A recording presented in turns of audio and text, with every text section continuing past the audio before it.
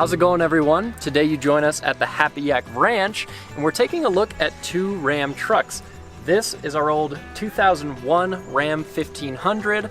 It's got the sport package, it's got the off-road package. It's pretty cool. And then, David, we brought you a fancy Ram. Man, this is a fancy truck right here. Oh yeah, it's all specced out. It's got the super nice interior with leather and stitching. The Longhorn, they call it. Yeah, exactly. Yeah. And we're going to take a look at that, compare it to the old truck.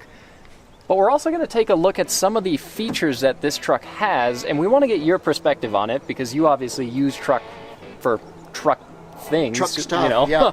Yeah. You've got the whole ranch. Not for just buying groceries.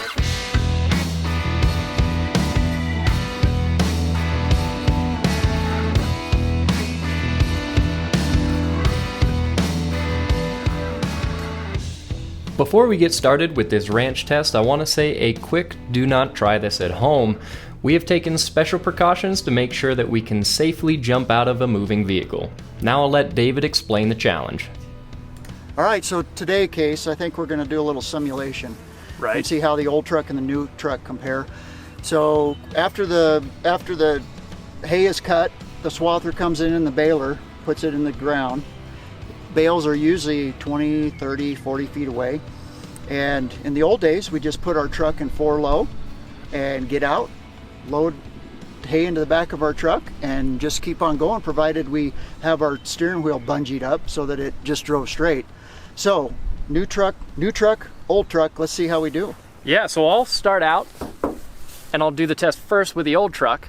So we'll have kind of a baseline, and then we'll see if any of the gadgets on the new one come in handy. Okay, sounds good.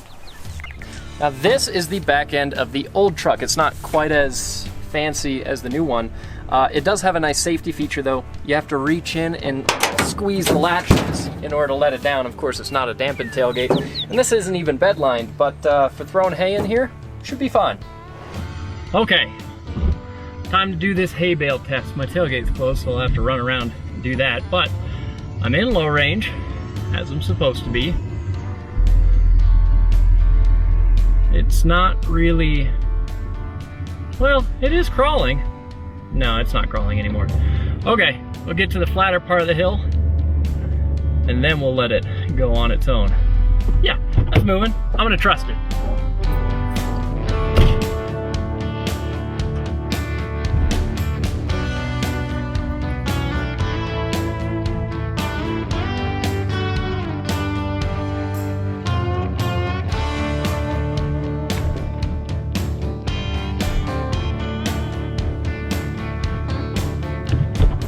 That,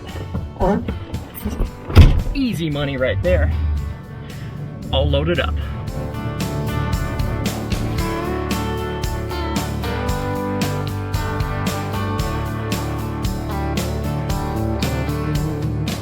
All right, David, that was a success. It did good.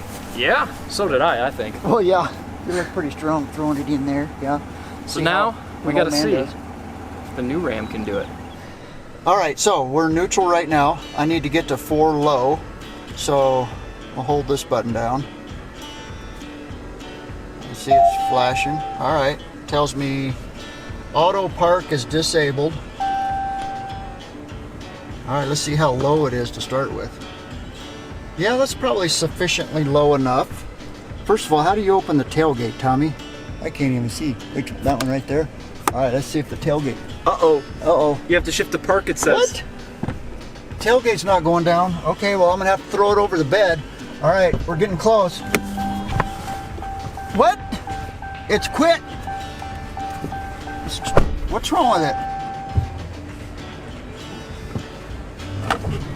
No parking brake. The park, what the heck? The parking brake went on? All right, so I'm gonna try something different here. I'm gonna try taking my seatbelt. And I'm gonna put my seatbelt on. And let's try it again. We'll go to drive. So maybe it thinks I'm in my seat. All right, here we go. All right. Sweet.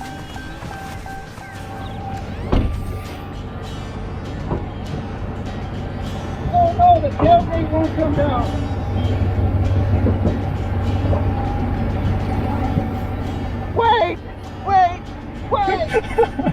Oh no, we're locked up tailgate.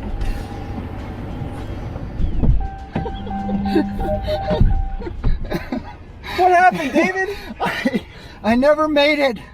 I couldn't get the tailgate down, and I couldn't throw it over the bed. All right, let's try this. Maybe you have to be in park to lower the tailgate. There it goes. All right. Hang on.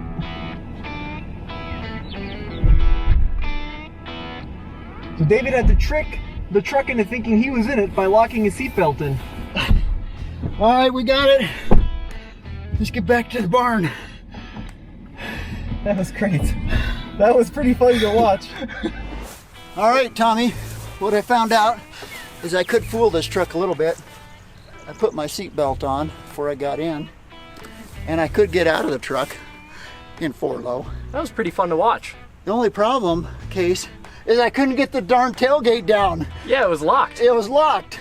What's up with that? Okay, so if you want to pick up bales of hay while the truck is crawling, you got to drop the tailgate first and click the seatbelt behind you so that you can jump out while it's Then rolling. it'll But work. it is possible. It is possible. So Okay. we did find that, and it's a good speed too. Yeah. 4-low in first gear. It was just about perfect for picking up multiple bales on the field.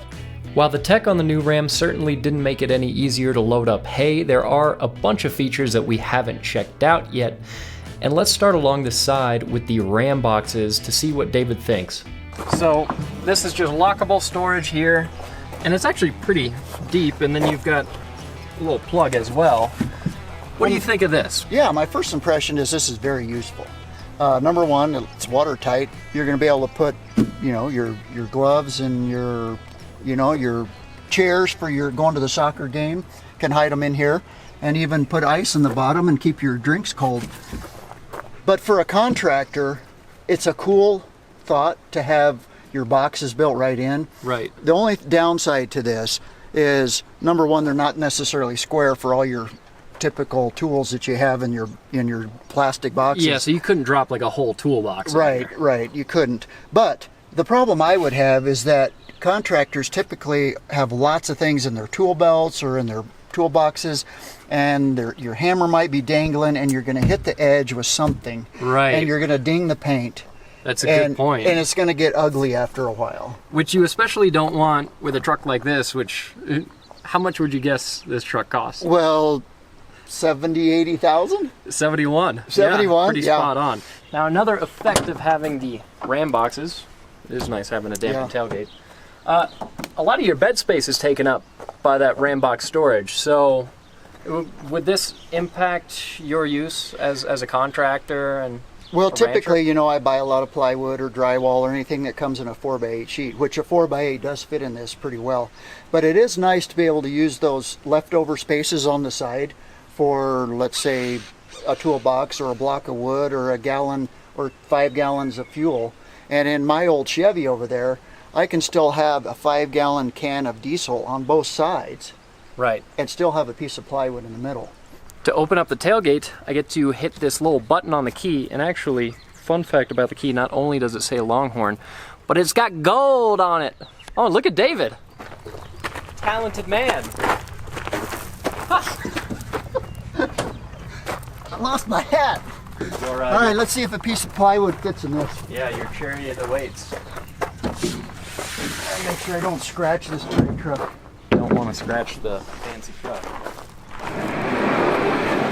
Oh, Yeah, no that's problem. not bad. Even the, what do they call these? The bed slide rails? Oh yeah, the little tracks where you Yeah, can... they're not even in the way. So, yeah, sweet. That's not bad. No, it doesn't stick out hardly at all. Now, David, there is another feature with this truck. It's not necessarily like a functional farming feature, but something Oh, that you have wow. to see nonetheless. Look at Here. the inside of this truck. Hold my tape. Hold my tape, he says. Like hold my beer. Holy schmoly. Yeah, what do you make of this? Wow, first impressions of this truck is like, I love it. Really? Yeah, this is awesome.